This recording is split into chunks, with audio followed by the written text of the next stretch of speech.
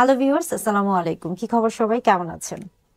আশা করছি সবাই ভালো আছেন। আলহামদুলিল্লাহ, আমিও ভালো আছি।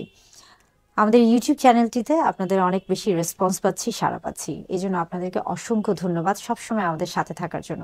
আশা করি প্রতিনিয়ত আপনাদের সামনে হাজির হব নতুন নতুন অজানা তথ্য নিয়ে। আজকে কথা বলবো ফার্স্ট টাইম সেক্স, অর্থাৎ প্রথমবার সহবাসের যে অনুভূতি বা ফিলিংস সেটা নিয়ে। অনেকের মধ্যে বিশেষ করে দেখা যাচ্ছে যে নবদম্পতির ক্ষেত্রে অনেক সময় একটা ভয় কাজ করে।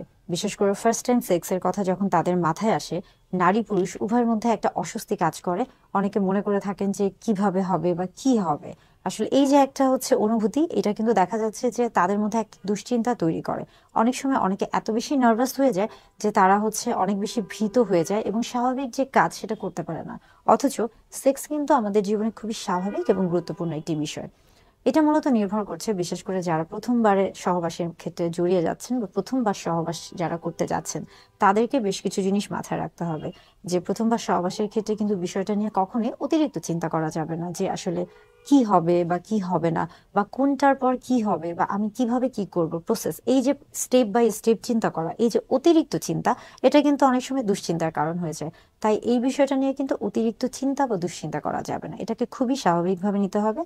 এবং পুরুষদের ক্ষেত্রে একটা টেন্ডেন্সি রয়েছে, অনেকে মনে করে থাকেন যে প্রথমবার সহবাসের ক্ষেত্রে স্ত্রীদের, অর্থাৎ তাদের ক্ষেত্রে একটা সতীত্ব প্রমাণের একটা বিষয় চলে আসে। বিশেষ করে অনেকের মাথায় থাকে যে প্রথমবার সহবাসের ক্ষেত্রে স্ত্রীদের হাইমেন বা যে যোনিপথের যে পর্দাটি রয়েছে সেটা হয়তো বা ছিঁড়ে যাবে, বা সেটা হয়তো বা সেখান থেকে অনেক বেশি ব্লিডিং হবে বা রক্তপাত হবে। এই যে একটা ভ্রান্ত ধারণা, এটা কিন্তু অনেকের মধ্যেই রয়েছে।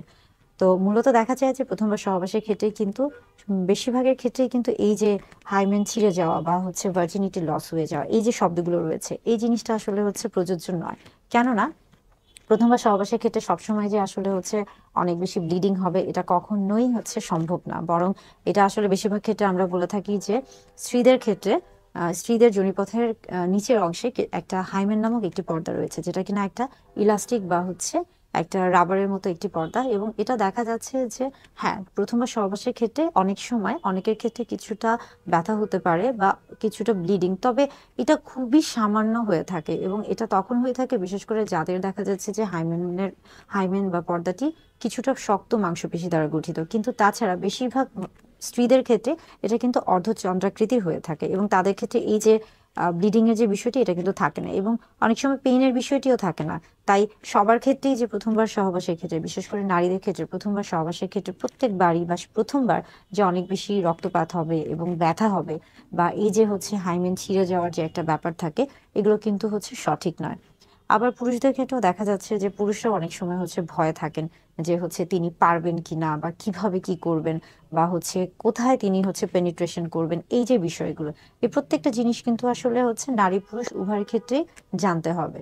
বিশেষ করে দেখা যাচ্ছে যে প্রত্যেকেরই, নারী পুরুষ উভয়ের ক্ষেত্রেই সহবাসের পূর্বে আসলে পুরুষ এবং স্ত্রী প্রজনন তন্ত্র বা বাহ্যিক প্রজনন তন্ত্র এবং জননাঙ্গ, এই বিষয়গুলি সম্পর্কে একটা সম্যক বা একটা ভালো ধারণা থাকতে হবে।